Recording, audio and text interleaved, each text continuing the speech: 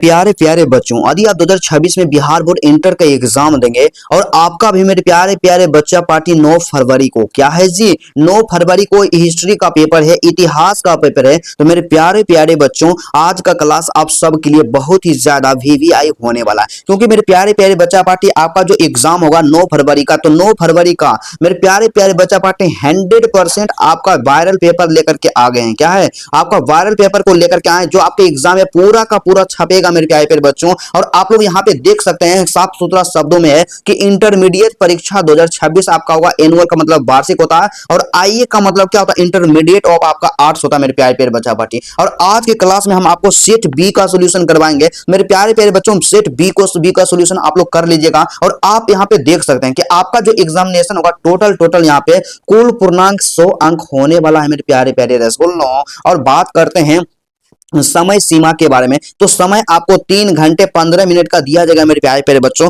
तो आपको क्या करना है मेरे प्यारे बच्चे, यदि आप चाहते हैं कि ऑब्जेक्टिव में 50 में से 50 सही करना, इस वीडियो को आप शुरू से लेकर के अंत तक देखिएगा, आपको बाबू कभी भी किसी भी प्रकार का कोई भी दिक्कत नहीं होगा। तो चलिए आज की क्लास में हम लोग बात करेंगे मेरे प्यारे प्यारे बच्चा पार्टी। बस आपसे बस छोटा सा यही रिक्वेस्ट है मेरे प्यारे बच्चों, आप लोग क्या कीजिएगा, इस वीडियो को अंत तक देखिएगा। और आप यहाँ पे क्या होता है कि आपके लिए सबसे ज्यादा निर्देश होता है कि परीक्षार्थियों के लिए जो निर्देश होता है, इंट्रोडक्शन फॉर द कैंडिडेट्स, तमाम बच्चे इस चीज को पढ़िएगा और 9 फरवरी का पूरा माहौल बना करके रख दीजिएगा। और मेरे प्यारे प्यारे बच्चा पार्टी, सबसे पहले यहाँ पे 2 नंबर का यहाँ पे पॉइंट है कि परीक्षार्थी यथासंभव अपने शब्दों में ही उत्तर दें। तो आपको अपने शब्दों में ही उत्तर दें, क्योंकि मैक्सिमम ऐसे बच्चे होते हैं जो सोचते हैं ना कि हम किताबी भाषा में लिखेंगे तो हमको पूरा में से पूरा नंबर मिलेगा, लेकिन ऐसा सोचना ही आपका गलत है। क्योंकि एग्जामिनर तो बाबू खुद बोल रहा है कि परीक्षार्थी, यहाँ पे बोर्ड तो खुद बोल रहा है कि परीक्षार्थी यथासंभव उत्तर अपने शब्दों में ही दे। तो आप अपने शब्दों में जितना लिखेगा उतना ज्यादा आपको नंबर मिलेगा मेरे प्यारे प्यारे बच्चा पार्टी।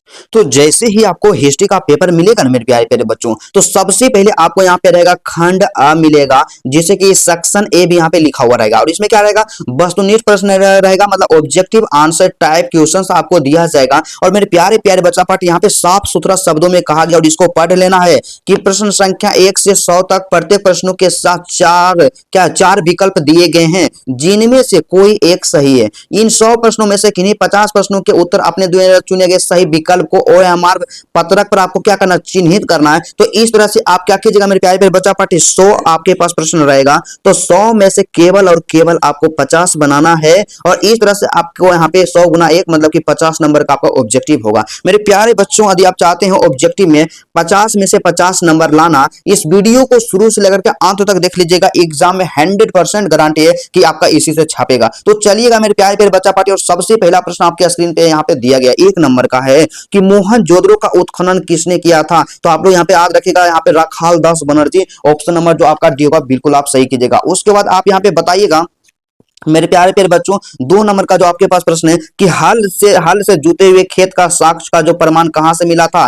तो जुते हुए खेत का जो साक्ष्य मिला था कालीबंगन से मिला था, ऑप्शन नंबर जो आपका सी होगा बिल्कुल सही होगा। और उसके बाद 3 नंबर का प्रश्न कि हरिपाई मोहरे मुख्यतः किससे बनी होती थी। तो हड़प्पा सभ्यता की जो मोहर थी मुख्यतः किससे बनी होती थी, सेल खड़ी पत्थर से बने होते थे, ऑप्शन नंबर सी बी को बिल्कुल आप सही कीजिएगा। उसके बाद अगला जो प्रश्न आपके पास दिया गया है 4 नंबर का कि हड़प्पाई स्थानों से किन जंगली जानवरों की हड्डियां मिली है। तो हड़प्पा कालीन जो स्थल है ना जी, वहां पे किन जंगली जानवर के हड्डियां मिली थी। तो आप लोग यहाँ पे सही इसका आंसर क्या कर दीजिएगा कि देखिए यहाँ पे वराह का भी मिला था, सुअर का भी मिला था, हिरन का भी मिला था और घड़ियाल का भी मिला था। तो इनमें से सभी को आप बिल्कुल सही कीजिएगा, सभी का सभी आपका बिल्कुल सही आंसर होगा। तो चलिएगा आप यहाँ पे लगाइएगा 5 नंबर में कि मनकों में छेद करने के विशेष उपकरण किस स्थल पर मिले हैं। तो मनकों में छेद करने का विशेष जो यहाँ पे मिला मेरे प्यारे प्यारे बच्चा पार्टी, धौलावीरा में भी मिला है, लोथल में भी मिला है और चनहुद्रो में मिला है। आप ऑप्शन नंबर डी को बिल्कुल सही कर लीजिएगा। इनमें से सभी option number D is the correct answer. और उसके बाद हमारे पास 6 नंबर का प्रश्न है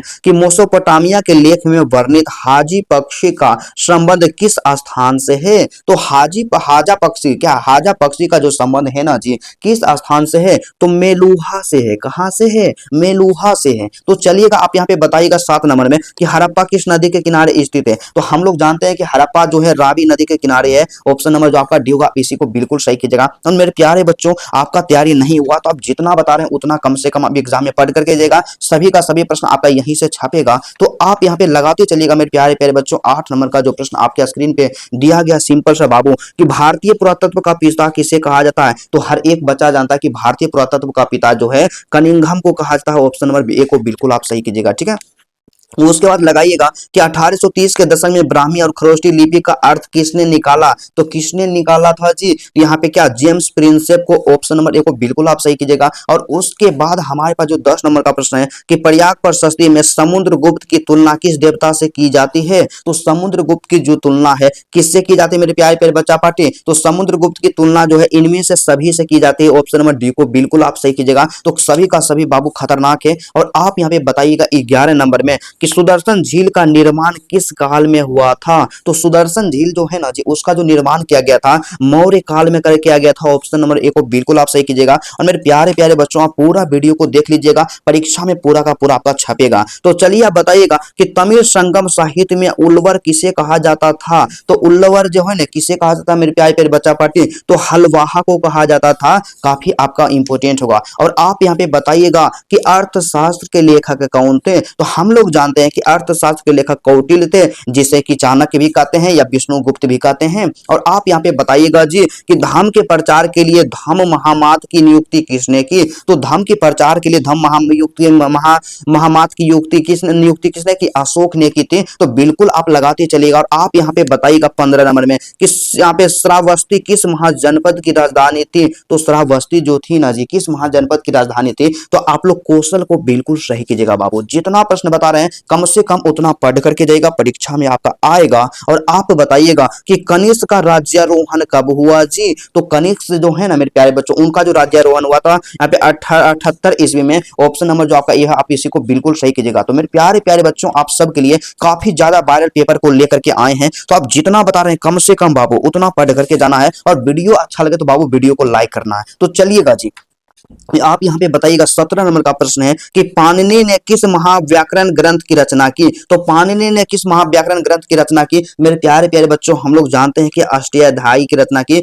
ऑप्शन नंबर बी को बिल्कुल सही कीजिएगा। और आप यहाँ पे बताइएगा कि कुंती और निषादी के लेखक कौन है? तो कुंती और निषादी के लेखक कौन है जी? तो यहाँ पे क्या महाश्वेता देवी। ऑप्शन नंबर बी को बिल्कुल आप सही कीजिएगा। और आप यहाँ पे बताइएगा 19 नंबर में, सिंपल है बाबू, कि हिडिंबा किसकी पत्नी थी? क्या हिडिंबा किसकी पत्नी थी? तो हिडिंबा जो थी ना जी, भीष्म की पत्नी, भीम की पत्नी थी। क्या भीम की पत्नी थी। और उसके बाद यहाँ पे आप बताइएगा मेरे प्यारे प्यारे बच्चों, सिंपल है बाबू, कि पुरुष सूक्त किस वेद का हिस्सा है? तो किस वेद का हिस्सा है जी? तो आप लोग सही कीजिएगा, ऋग वेद का हिस्सा है। मोस्ट इंपोर्टेंट है मेरे प्यारे प्यारे बच्चों। और आप यहाँ पे बताइएगा कि यहाँ पे जरूर शास्त्र कहाँ के चिंतक थे? मेरे पे जरस्तुर जो है थे कहाँ के चिंतक थे? तो यह जो कहाँ के चिंतक थे? तो ईरान के चिंतक थे। कहाँ के? ईरान के चिंतक थे। तो चलिएगा आप यहाँ पे बताइएगा 22 नंबर का प्रश्न आपके पास है कि बौद्ध ग्रंथों में हमें कितने संप्रदायों का चिंतन या परंपराओं का उल्लेख मिलता है? तो कितने यहाँ पे मिलता है मेरे प्यारे प्यारे बच्चों? तो आप लोग याद रखिएगा 64 को। 23 नंबर का जो प्रश्न हमारे पास दिया गया कि बुद्ध की शिक्षाएं किस पीटक में रखी थी? मेरे प्यारे बच्चों, आप लोग यहाँ पे सही कीजिएगा, सूत पीटक। ऑप्शन नंबर सी को आप बिल्कुल सही कर लीजिएगा, ठीक है। उसके बाद हमारे पास 24 नंबर का क्वेश्चन का कहना है कि अजीत किस कंबलिन किस धर्म या संप्रदाय से संबंधित है? तो किस धर्म या संप्रदाय से संबंधित है? तो आप लोग इसका सही आंसर कर लीजिएगा ऑप्शन नंबर बी को, लोकायत को। ऑप्शन नंबर बी को बिल्कुल आप सही कीजिएगा, ठीक है। आप यहाँ पे बताइएगा 25 नंबर में कि बुद्ध की मृत्यु कहाँ हुई? मेरे प्यारे प्यारे बच्चों, हम लोग जानते हैं कि महात्मा बुद्ध की मृत्यु कुशीनगर में हो गई थी। ऑप्शन नंबर डी को बिल्कुल आप सही कीजिएगा। तो जितना प्रश्न बताया जा रहा है मेरे प्यारे प्यारे बच्चों, कम से कम आप उसका सोल्यूशन कर लीजिएगा, आपको एग्जाम में दिक्कत नहीं होगा। और आप यहाँ पे लगाते चलिएगा मेरे प्यारे प्यारे बच्चा पार्टी। 26 नंबर का जो प्रश्न आपके पास दिया गया है कि बुद्ध के बचपन का नाम क्या था? तो हम लोग जानते हैं कि बुद्ध के बचपन का नाम सिद्धार्थ था। और उसके बाद नेक्स्ट प्रश्न हमारे पास दिया गया 27 नंबर का कि किसके कहने पर बुद्ध ने संघ में महिलाओं को प्रवेश करने की अनुमति दी थी? तो किसके कहने पे? आनंद के कहने पे। किसके कहने पे? आनंद के कहने पे। और आप यहाँ पे बताइएगा 28 नंबर में बाबू कि कोलकाता में इंडियन म्यूजियम की स्थापना कब हुई? तो कोलकाता में इंडियन म्यूजियम की जो स्थापना की गई है 1814 में की गई। ऑप्शन नंबर ए को बिल्कुल आप सही कीजिएगा। और उसके बाद मेरे प्यारे प्यारे बच्चे पार्टी हमारे पास प्रश्न है कि अशोक के आदेश से किस संप्रदाय संप्रदाय के संतों के लिए बराबर की गुफाएं बनाई गई थी। तो किसके लिए बनाई गई थी जी? तो आप लोग इसका सही आंसर क्या कीजिएगा मेरे प्यारे प्यारे बच्चों, यहाँ पे कर लीजिएगा आजीवक को बिल्कुल आपका बिल्कुल सही होगा। ठीक है, तो जितने बच्चे आंसर दे रहे हैं बाबू सभी का बिल्कुल सही आंसर है और आपके एग्जाम के दृष्टिकोण से वीवीआई क्वेश्चन है। तो आप यहाँ पे बताइएगा कि किताब उल हिंद में कितने अध्याय मेरे प्यारे बच्चों? तो किताब उल हिंद में टोटल 80 अध्याय है। आप याद रखिएगा, परीक्षा में पूछा जाएगा और आप यहाँ पे बताने का प्रयत्न कीजिएगा जी कि फारसी और अरबी भाषा के अलावा अल बर्नी को किस भाषा का ज्ञान था? तो किस भाषा का ज्ञान था मेरे प्यारे प्यारे बच्चों? तो आप लोग देखिए इनमें से सभी को बिल्कुल सही कीजिएगा, क्योंकि अल बर्नी को जो था यहाँ पे सीरियाई भाषा का ज्ञान, यहाँ पे हिब्रू भाषा का ज्ञान और संस्कृत भाषा का भी ज्ञान था। तो काफी आपका 12 है मेरे प्यारे प्यारे बच्चों। तो आप यहाँ पे बताइएगा कि इब्न बतूता किसके शासन काल में भारत आया था? तो इब्न बतूता जो किसके शासन काल में भारत आया था? तो मोहम्मद बिन तुगलक के शासन काल में। ऑप्शन नंबर बी को बिल्कुल आप लगाइएगा और आप बताइएगा यहाँ पे क्या है मेरे प्यारे प्यारे बच्चा पार्टी? सिंपल है बाबू कि फ्रांसीसी जौहर क्यों वेब 10 वर्ष से कितनी बार भारत की यात्रा की मेरे प्यारे प्यारे बच्चा पार्टी? तो इसका जो सही आंसर होगा यहाँ पे 6 को बिल्कुल आप सही कीजिएगा। और जितना प्रश्न बता रहे बाबू सभी का सभी आपका मोस्ट इंपोर्टेंट है और आप यहाँ पे बताइएगा। सिंपल है कि भक्ति आंदोलन का उत्तर भारत में आरंभ किसने किया था? तो भक्ति आंदोलन को उत्तर भारत में आरंभ करने वाला व्यक्ति कौन थे? रामानंद थे। तो चलिए हम लोग देख लेते हैं ऑप्शन में कि किस ऑप्शन में रामानंद है। तो मेरे प्यारे प्यारे बच्चों आप पैसेंस को बना करके रखिएगा, विश्वास कीजिएगा, आपको पूरा का पूरा ऑब्जेक्टिव सही होगा। तो चलिए हम लोग यहाँ से क्या कर लेंगे मेरे प्यारे प्यारे बच्चा पार्टी? ऑप्शन नंबर सी को बिल्कुल आप सही कर लेंगे, एकदम 100% करेक्ट होगा। और आप यहाँ पे बताइएगा, सिंपल है बाबू और आपके परीक्षा में इसी तरह के प्रश्न पूछे जाएंगे। तो आप यहाँ पे थोड़ा सा पेशेंस रखिए और आपके यहाँ पे कॉपी को थोड़ा सा एडजस्ट करते हैं और आप यहाँ पे बताइएगा। काफी मोस्ट इंपोर्टेंट है मेरे प्यारे प्यारे बच्चों। हमारे पास 35 नंबर का प्रश्न कि तलवंडी किसका जन्म स्थान है मेरे प्यारे प्यारे बच्चा पार्टी? तो तलवंडी जो है ना जी किसका जन्म स्थान है? यहाँ पे नानक का जन्म स्थान है। ऑप्शन नंबर बी को बिल्कुल आप सही कीजिएगा। और उसके साथ ही साथ हमारे पास जो प्रश्न दिया गया है सिंपल है बाबू, यहाँ पे हमारे पास जो क्वेश्चन दिया गया 36 नंबर का, तो इसका सिंपल सा कहना है कि बीजक में किसके उपदेश संग्रहित है? तो बीजक में जो है मेरे प्यारे प्यारे बच्चा पार्टी किसके उपदेश है? कबीर के उपदेश है। ऑप्शन नंबर ए को बिल्कुल आप सही कीजिएगा। और आप यहाँ पे बताइएगा 37 नंबर में मेरे प्यारे बच्चों कि विजयनगर साम्राज्य की स्थापना कब हुई है? तो विजयनगर साम्राज्य की जो स्थापना हुई है 1336 में। ऑप्शन नंबर सी को बी को बिल्कुल आप लगाते चलिएगा। और उसके बाद हमारे पास प्रश्न है कि विजयनगर का महानतम शासक कौन था? तो विजयनगर का महानतम शासक के बारे में बात करते हैं तो कृष्णदेव राय थे। कौन थे? कृष्णदेव राय थे। और आप यहाँ पे बताइएगा 39 नंबर में कि आयन ए अकबरी के लेखक कौन है मेरे प्यारे प्यारे बच्चों? तो आयन ए अकबरी के लेखक हम लोग जानते हैं कि अबुल फजल हैं। ऑप्शन नंबर बी को बिल्कुल आप सही कीजिए। एग्जाम में पूछा गया मेरे प्यारे प्यारे बच्चों। और आप यहाँ पे बताइएगा कि जजिया कर को किस मुगल शासक ने समाप्त कर दिया था? तो जजिया कर को समाप्त करने वाला मुगल शासक कौन था? तो अकबर था। क्या अकबर ने जजिया कर को समाप्त कर दिया था? और आप यहाँ पे बताइएगा 41 नंबर में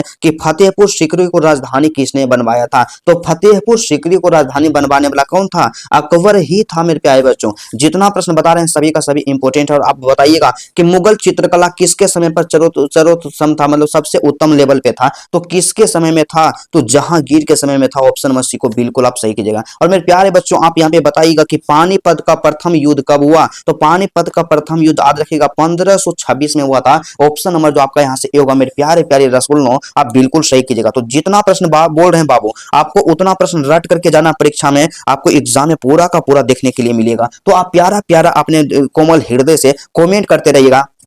और आप बताइएगा मेरे प्यारे प्यारे बच्चा पार्टी 44 नंबर का प्रश्न सीधा है बाबू और इंपोर्टेंट है, आपके पास दिया गया है। आप बताइएगा कि अकबर का संरक्षक कौन था?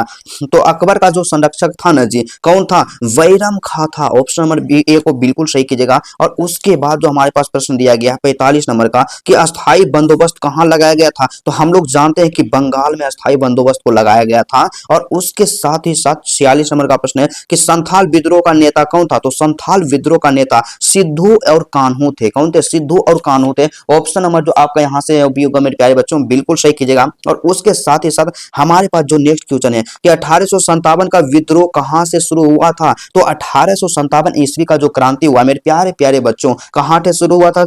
मेरठ से शुरू हुआ था। ऑप्शन नंबर सी को बिल्कुल सही कीजिएगा। और आप यहाँ पे बताइएगा सिंपल है बाबू कि बिहार में 1857 के विद्रोह का प्रमुख नेता कौन थे? तो यहाँ पे वीर कुंवर सिंह को बिल्कुल आप सही कीजिएगा। और उसके साथ ही साथ आप यहाँ पे बताइएगा मेरे प्यारे प्यारे बच्चों कि व्यापकता का सिद्धांत किसने लागू किया गया? व्यापकता का सिद्धांत किसके द्वारा लागू किया गया था मेरे प्यारे प्यारे बच्चा पार्टी? तो डलहौजी को आप बिल्कुल सही कीजिएगा बाबू। जितना प्रश्न बता रहे हैं सभी का सभी आपका वायरल है। और आप यहाँ पे बताइएगा कि भारत में रेलवे की शुरुआत कब हुई? मेरे प्यारे प्यारे बच्चों 1853 को। आंख मूंद करके भी सही कीजिएगा, आपको एग्जाम में दिक्कत नहीं होगा। आप यहाँ पे बताइएगा बाबू काफी खतरनाक है, चंपारण सत्याग्रह कब हुआ? तो 1917 को याद रखिएगा, 1917 में हुआ था। और उसके बाद हमारे पास प्रश्न है कि जालियांवाला बाग हत्याकांड कब हुआ? 13 अप्रैल 1919 ईस्वी में। और मेरे प्यारे प्यारे बच्चा पार्टी आप लोग देख सकते हैं कि क्वेश्चन जो है कितना खतरनाक लेवल का क्वेश्चन है आपके परीक्षा के दृष्टिकोण से। तो मेरे प्यारे प्यारे बच्चों आप लोग इस वीडियो को कम से कम बाबू शुरू से लेकर के अंत तक देखिएगा, परीक्षा से पहले देख करके जाइएगा तो आपका एक भी नंबर नहीं कटेगा। और मेरे प्यारे प्यारे बच्चा पार्टी कहते हैं ना जी कि अंत भला तो सब भला। तो आप बताइएगा कि मुगल साम्राज्य का अंतिम शासक कौन था? मेरे प्यारे बच्चों यहाँ पे बहादुर शाह जफर को बिल्कुल आप आंख मूंद करके सही कीजिएगा, आपका गलत नहीं होगा। और आपके पास जो प्रश्न है कि रैयतवाड़ी व्यवस्था कहाँ लागू की गई थी जी? तो रैयतवाड़ी व्यवस्था जो है मेरे प्यारे प्यारे बच्चा पार्टी मद्रास एवं मुंबई में लागू की गई थी। ऑप्शन नंबर सी को बिल्कुल आप लगाइएगा। और आप यहाँ पे बताइएगा कि ताजमहल का निर्माण किसने करवाया था? तो हम लोग जानते हैं कि शाहजहां के द्वारा करवाया गया था। ऑप्शन नंबर सी को बिल्कुल करेक्ट किया। और मेरे प्यारे प्यारे बच्चों आप कॉमेंट करके बताइएगा क्या आप हिस्ट्री में 90 प्लस लाना चाहते हैं या 80 प्लस लाना चाहते हैं या 70 प्लस लाना चाहते हैं, या मेरे प्यारे प्यारे बच्चा पार्टी केवल और केवल आप पास होना चाहते हैं? सभी बच्चे अपना कमेंट कीजिएगा। उसके साथ ही साथ आप अपना नाम को भी जरूर लिख दीजिएगा कि आपका नाम क्या है, ताकि सभी बच्चे को हम पहचान जाए। तो आप बताइएगा कि मुगल काल में राजकीय भाषा क्या थी मेरे प्यारे प्यारे बच्चों? तो मुगल काल में राजकीय जो भाषा थी फारसी थी। क्या थी? फारसी थी। और मेरे प्यारे प्यारे बच्चों यहाँ पे बताइएगा 57 नंबर में कि सिखों के 10वें गुरु कौन थे? तो सिख जो थे ना जी उनके 10वें गुरु कौन थे? तो गुरु गोविंद सिंह थे। ऑप्शन नंबर डी को बिल्कुल आप लगाइएगा। और आप यहाँ पे बताइएगा 58 नंबर का मेरे प्यारे बच्चों कि अकबरनामा कितने खंडों में विभक्त है? तो 5 खंडों में बबुआ आप याद रखिएगा कि अकबरनामा जो है कितने खंडों में विभक्त है? यहाँ पे 5 कर दीजिएगा मेरे प्यारे प्यारे बच्चा पार्टी, लेकिन हमको लगता है कि 3 होना चाहिए। तो चलिए आप कंफर्म करके आप ही बता दीजिएगा कि क्या होगा। आपके पास 2 ऑप्शन है, एक 3 होगा या 5 होगा, दोनों में से कंफर्म करके आप बताइएगा और हम आंसर को पिन करके आपको जरूर बता देंगे। तो आप बताइएगा कि हम्पी का संबंध किस साम्राज्य से? आंख मूंद करके मारिएगा, विजयनगर साम्राज्य से हम्पी का रिलेशन है। और आप यहाँ पे बताइएगा जी कि असहयोग आंदोलन किस वर्ष शुरू हुआ था? मेरे प्यारे प्यारे बच्चों असहयोग आंदोलन 1920 ईस्वी में शुरू हुआ था। ऑप्शन नंबर बी को बिल्कुल सही कीजिएगा। और उसके बाद यहाँ पे प्रश्न है कि साइमन कमीशन भारत कब आया? मेरे प्यारे बच्चों साइमन कमीशन जो है 1928 ईस्वी में भारत आ गया था। ऑप्शन नंबर जो आपका यहाँ से भी होगा बिल्कुल बाबू आप सही करते चलिएगा। तो जितना प्रश्न बता रहे हैं मेरे प्यारे प्यारे बच्चों आप सबके लिए एग्जाम के दृष्टिकोण से मल्टी वीवीआई है, तो इसको कम से कम आपको कभी भी इग्नोर नहीं करना है, क्योंकि बाबू सभी का सभी इंपॉर्टेंट है। और आप यहाँ पे बताइएगा 62 नंबर का जो प्रश्न आपके पास दिया गया सिंपल है मेरे प्यारे प्यारे बच्चों कि बंगाल का विभाजन की घोषणा कब हुई? तो बंगाल के विभाजन का जो घोषणा हुआ था मेरे प्यारे प्यारे बच्चा पार्टी यहाँ पे क्या याद करिए 1905 में। क्या 1905 में? ऑप्शन नंबर ए को बिल्कुल लगाइएगा। और आप यहाँ पे बताइएगा कि मुस्लिम लीग की स्थापना कब हुई? मेरे प्यारे प्यारे बच्चों मुस्लिम लीग की जो स्थापना की गई है ना जी 1906 ईस्वी में। ऑप्शन नंबर बी को आप बिल्कुल सही कीजिएगा। और उसके साथ ही साथ हमारे पास अगला जो प्रश्न दिया गया है कि गांधी इरविन समझौता कब हुआ? मतलब गांधी इरविन पैक्ट कब हुआ था मेरे प्यारे प्यारे बच्चा पार्टी? 1931 को। आंख मूंद करके भी सही कीजिए मेरे प्यारे बच्चों, आपको दिक्कत नहीं होगा। आप यहाँ पे बताइएगा कि भारत छोड़ो आंदोलन कब हुआ? तो भारत छोड़ो जो आंदोलन हुआ था 1942 को। आप बिल्कुल सही कीजिएगा। और जितना प्रश्न बता रहे मेरे प्यारे प्यारे बच्चों सभी का सभी बाबू आपका इंपोर्टेंट है। और यदि आप चाहते हैं कि परीक्षा में हमें पूरा में से पूरा नंबर मिले आप इस वीडियो को देख करके जाइएगा। तो आप यहाँ पे बताइएगा कि वास्को डी गामा भारत कब आया था? तो 1498 में वास्को डी गामा भारत आया था। ऑप्शन नंबर बी को मेरे प्यारे प्यारे बबुआ बिल्कुल आप सही कीजिएगा। तो चलिए आप लगाते चलिएगा कि गेटवे ऑफ इंडिया का निर्माण कब हुआ? मेरे प्यारे प्यारे बच्चों याद रखिएगा 1911 में हुआ था। ऑप्शन नंबर बी को बिल्कुल आप सही कीजिएगा। और आप यहाँ पे बताइएगा 68 नंबर का मेरे प्यारे प्यारे बच्चों कि मरो करो या मरो का नारा किसने दिया था? तो गांधी जी ने दिए थे। किसने दिए थे? गांधी जी ने दिए थे। और उसके बाद हमारे पास प्रश्न है कि कैबिनेट मिशन भारत कब आया? तो कैबिनेट मिशन जो है ना जी भारत कब आया था? तो 1946 में आया था। ऑप्शन नंबर डी को बिल्कुल आप सही कीजिएगा। और मेरे प्यारे प्यारे रसगुल्ला आप यहाँ पे लगाइएगा कि प्रथम गोल्डमेन सम्मेलन कहाँ हुआ था जी? तो प्रथम गोल्डमेन सम्मेलन जो हुआ था लंदन में हुआ था मेरे प्यारे प्यारे बच्चों। और जितने भी मेरे प्यारे प्यारे बच्चे हैं बाबू, आपका तैयारी नहीं है तो आप वीडियो को कम से कम, मेरा वीडियो को अंत तक देखिएगा, आपको एग्जाम में दिक्कत नहीं होगा। और मेरे प्यारे प्यारे बच्चा पार्टी, आप यहाँ पे बताइएगा जी, सिंपल है बाबू। यहाँ पे हमारे पास जो प्रश्न दिया गया 71 नंबर का, आपके एग्जाम के दृष्टिकोण से मोस्ट इंपोर्टेंट है। आप यहाँ पे बताने का प्रयत्न कीजिएगा जी कि जय जय जय हिंद का नारा किसने दिया था? तो जय हिंद का जो नारा दिया गया था किसके द्वारा? सुभाष चंद्र बोस के द्वारा। ऑप्शन नंबर डी को आप बिल्कुल लगाइएगा। और उसके साथ ही साथ हमारे पास जो प्रश्न दिया गया है 72 नंबर का कि संविधान सभा के अस्थायी अध्यक्ष कौन थे? तो संविधान सभा के अस्थायी अध्यक्ष जो थे सच्चिदानंद सिन्हा थे। ऑप्शन नंबर बी को बिल्कुल आप सही कीजिएगा। और मेरे प्यारे प्यारे रसगुल्लों, आप यहाँ पे बताइएगा 73 नंबर में कि भारत का लौह पुरुष किसे कहते हैं? तो जब भी लौह पुरुष आपसे पूछा जाए मेरे प्यारे प्यारे बच्चों, तो आप लोग सरदार पटेल को बिल्कुल सही कीजिएगा। तो आप यहाँ पे बताइएगा जी 74 नंबर में कि स्वतंत्र भारत के प्रथम गवर्नर जनरल कौन रहे हैं जी? तो स्वतंत्र भारत के प्रथम गवर्नर जनरल कौन थे? लॉर्ड माउंटबेटन थे मेरे प्यारे प्यारे बच्चों। ऑप्शन नंबर ए को बिल्कुल आप सही कीजिएगा। और आप यहाँ पे बताइएगा कि पाकिस्तान शब्द किसने दिया था? मेरे प्यारे प्यारे रसगुल्लों, पाकिस्तान जो शब्द दिया गया था यहाँ पे रहमत अली के द्वारा दिया गया था, बिल्कुल जहरीला शब्द था, तो इनको देना ही नहीं चाहिए था पाकिस्तान शब्द। तो चलिए आप बताइएगा यहाँ पे कि भारतीय संविधान कब अंगीकृत किया गया मेरे प्यारे प्यारे बच्चों? तो भारतीय संविधान जो अंगीकृत किया गया था, कब किया गया था? यहाँ पे 26 नवंबर 1949 को। ऑप्शन नंबर सी को मेरे प्यारे प्यारे बच्चों बिल्कुल लगाइएगा। और आप यहाँ पे बताइएगा कि चौरा चौरी कांड कब हुआ? 1922 ईस्वी। जहां मिले वहां टिक कीजिए, आपको दिक्कत नहीं होगा। तो आप यहाँ पे बताइएगा ने रसगुल्लों कि अकबर ने किस वर्ष दीन ए इलाही चलाया था? तो दीन ए इलाही अकबर के द्वारा चलाया गया था। कब चलाया गया था जी? तो आप लोग आज रखिएगा 1582 में। ऑप्शन नंबर डी को बिल्कुल आप सही कीजिएगा। और मेरे प्यारे प्यारे रसगुल्लों, आप यहाँ पे बताइएगा जी कि विजयनगर में विठल मंदिर किस देवता को समर्पित है? तो किस देवता को समर्पित है जी? यहाँ पे विष्णु भगवान को समर्पित है। ऑप्शन नंबर बी को बिल्कुल आप लगाते चलिएगा। तो जितना प्रश्न बता रहे हैं बाबू, सभी का सभी आपका इंपोर्टेंट है। आप परीक्षा से पहले इसको जरूर पढ़ करके जाइएगा और आप यहाँ पे बताने का प्रयत्न कीजिएगा मेरे प्यारे प्यारे रसगुल्लों। 80 नंबर का जो प्रश्न आपके पास दिया गया सिंपल है बाबू। थोड़ा सा आप बताइएगा कि फोर्ट विलियम कहाँ स्थित है जी? तो फोर्ट विलियम जो स्थित है कोलकाता में स्थित है। ऑप्शन नंबर सी को बिल्कुल आप सही कीजिएगा। और उसके बाद आप बताइएगा मेरे प्यारे प्यारे रसगुल्लों 81 नंबर में कि हुमायूं नामा की रचना किसने की? तो हुमायूं नामा की जो रचना की गई मेरे प्यारे प्यारे बच्चा पार्टी गुलबदन बेगम के द्वारा। ऑप्शन नंबर सी को आप बिल्कुल सही कीजिएगा। और उसके साथ ही साथ हमारे पास जो प्रश्न यहाँ पे दिया गया कि गुरु नानक का जन्म स्थान कहाँ है मेरे प्यारे प्यारे बच्चों? तो गुरु नानक जो है ना जी, उनका जो जन्म स्थान कहाँ है? तलवंडी को आप बिल्कुल सही कीजिएगा। ठीक है, तो चलिएगा आप लगाइएगा यहाँ पे 53-83 नंबर का कि संविधान सभा की प्रारूप समिति के अध्यक्ष कौन थे? तो संविधान सभा के प्रारूप समिति के अध्यक्ष बी.आर. अम्बेडकर थे, भीमराव अम्बेडकर थे। और आप यहाँ पे बताइएगा मेरे प्यारे प्यारे बच्चा पार्टी 84 नंबर में कि हिंद स्वराज किसने लिखा था जी? तो हिंद स्वराज जो लिखा गया है गांधी जी के द्वारा लिखा गया है। और आप यहाँ पे बताइएगा मेरे प्यारे प्यारे रसगुल्लों क्या है बाबू कि 1922 में गांधी जी के खिलाफ राजद्रोह के मामले की सुनवाई किस जज ने की थी? तो किस जज ने की थी जी? यहाँ पे क्या हो जाएगा? C.N.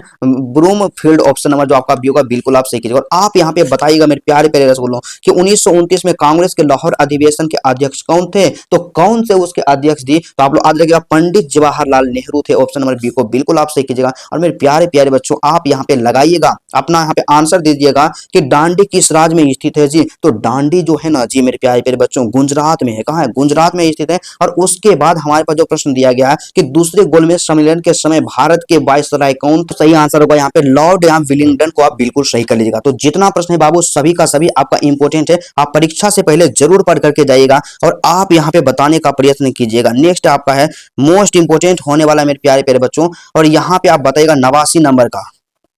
89 नंबर के प्रश्न सिंपल सा आपके स्क्रीन पे दिया गया है क्या है कि what Congress and Gandhi have डम टू द अनटचेबल्स। किसने लिखा था जी? तो किसने लिखा था मेरे प्यारे प्यारे बच्चा पार्टी? आप लोग यहाँ पे सीखिएगा बी.आर. अम्बेडकर के द्वारा लिखा गया था। और आप यहाँ पे बताइएगा सिंपल है बाबू कि जब एक पूरा राष्ट्र उठ खड़ा होता है तब और आगे बढ़ने लगता है तो उसे नेता की जरूरत नहीं रह जाती। यह किसकी उक्ति थी? मतलब किसका कथन था मेरे प्यारे प्यारे बच्चा पार्टी? तो यह जो कथन था ना जी सुभाष चंद्र बोस का कथन था। ऑप्शन नंबर ए को बिल्कुल आप लगाइएगा। तो 91 नंबर का जो प्रश्न है कि स्वराज पार्टी के संस्थापक कौन थे? तो स्वराज पार्टी के संस्थापक मोतीलाल नेहरू और चित्तरंजन दास दोनों थे। तो ऑप्शन नंबर बी सी को बिल्कुल सही करेंगे कि ए और बी इसका दोनों आंसर हो जाएगा। मेरे प्यारे प्यारे बच्चों, आप यहाँ पे बताइएगा जो नेक्स्ट प्रश्न आपके पास है कि भगत सिंह को फांसी कब दी गई। मेरे प्यारे बच्चों, भगत सिंह को जो फांसी दी गई थी कब दी गई थी मेरे प्यारे प्यारे बच्चा पार्टी? 23 मार्च 1931। क्या हो जाएगा? 1931 तो याद रखेगा। और आप लोग यहाँ पे क्या कर दीजिएगा? 23 मार्च को कर दीजिएगा मेरे प्यारे प्यारे बच्चा पार्टी, आपका बिल्कुल सही आंसर होगा। ठीक है, उसके बाद नेक्स्ट क्वेश्चन जो हमारे स्क्रीन पे यहाँ पे दिया गया है सिंपल है कि निम्नलिखित में से कौन कैबिनेट मिशन के सदस्य नहीं थे। तो कैबिनेट मिशन के सदस्य कौन था, ने कौन नहीं थे मेरे प्यारे प्यारे बच्चा पार्टी? तो आप लोग यहाँ पे माउंट बेटन को बिल्कुल आप सही कीजिएगा। ठीक है, उसके बाद अगला जो प्रश्न आपके पास दिया गया है 94 नंबर का कि स्वतंत्र भारत के प्रथम गृह मंत्री कौन थे। तो स्वतंत्र भारत के प्रथम गृह मंत्री वल्लभ भाई पटेल थे। ऑप्शन नंबर डी को बिल्कुल आप लगाइएगा। और आप यहाँ पे बताइएगा 95 नंबर में कि संविधान निर्माण में कितना समय लगा। तो संविधान निर्माण में मेरे प्यारे प्यारे बच्चा पार्टी टोटल कितना समय लगा था जी? तो इसका जो सही आंसर क्या हो जाएगा? 2 वर्ष 11 महीना 18 दिन का समय लगा था। ऑप्शन नंबर बी को सही कीजिएगा। और आप यहाँ पे बताइएगा कि संविधान सभा के संचालन समिति के अध्यक्ष कौन थे। तो संविधान सभा के संचालन समिति के जो अध्यक्ष थे ना जी, कौन से? राजेंद्र प्रसाद थे। ऑप्शन नंबर ए को बिल्कुल आप सही कीजिएगा। और उसके बाद जो हमारे पास प्रश्न दिया गया मेरे प्यारे प्यारे बच्चों कि गांधी जी ने किस पत्रिका का संपादन किया। तो महात्मा गांधी ने किस पत्रिका का संपादन किया? देखिए, अंक इंडिका का भी संपादन किए थे, नवजीवन का भी संपादन किए थे। और उसके बाद अगला हम लोग देख लेते हैं कि कौन सा यहाँ पे पत्रिका है मेरे प्यारे प्यारे बच्चों, क्योंकि सभी का सभी आपका मोस्ट इंपोर्टेंट है। तो यहाँ पे अगला जो है कि हरिजन है, तो हरिजन का भी संपादक किए थे। तो हम लोग कह सकते हैं कि इनमें से सभी इसका बिल्कुल सही आंसर होगा। और उसके बाद जो हमारे पास प्रश्न यहाँ पे दिया गया कि संविधान सभा का गठन कब किया गया था। तो संविधान सभा का जो गठन किया गया मेरे प्यारे बच्चों 1946 में किया गया था। काफी मोस्ट इंपोर्टेंट है। आप यहाँ पे बताइएगा कि 99 नंबर संविधान सभा की अंतिम बैठक कब हुई। तो संविधान सभा की अंतिम जो बैठक हुई थी 24 जनवरी 1950 को। और आप यहाँ पे बताइएगा सबसे अंतिम प्रश्न आज की क्लास का मेरे प्यारे प्यारे बच्चों कि एक शक्तिशाली और एकीकृत केंद्र की वकालत करते हुए संविधान सभा में किसने कहा कि 1935 के सर गवर्नमेंट एक्ट में हमने जो केंद्र बनाया था उससे भी ज्यादा शक्तिशाली केंद्र चाहते हैं। तो ये किसका कहना था जी? तो यह जो किसका कहना था? बाल कृष्ण शर्मा का कहना था। ऑप्शन नंबर जो आपका डी होगा। आप इसी को बिल्कुल सही कीजिएगा। मेरे प्यारे प्यारे बच्चों, इस तरह से आपका 100 मोस्ट इंपोर्टेंट ऑब्जेक्टिव क्वेश्चन का सॉल्यूशन करवा दिए। तो आज का जो क्लास मेरे प्यारे बच्चों आप सबके लिए बहुत ही ज्यादा स्पेशल था। तो यदि आपको वीडियो अच्छा लगा तो सबसे पहले वीडियो को दिल से लाइक कीजिएगा। चैनल पर नए हैं तो चैनल को सब्सक्राइब कर लीजिएगा। आपको एग्जाम में दिक्कत नहीं होगा। मेरे प्यारे प्यारे बच्चों, आप प्यारा सा कमेंट कीजिएगा बाबू की आज का क्लास आपको कैसा लगा।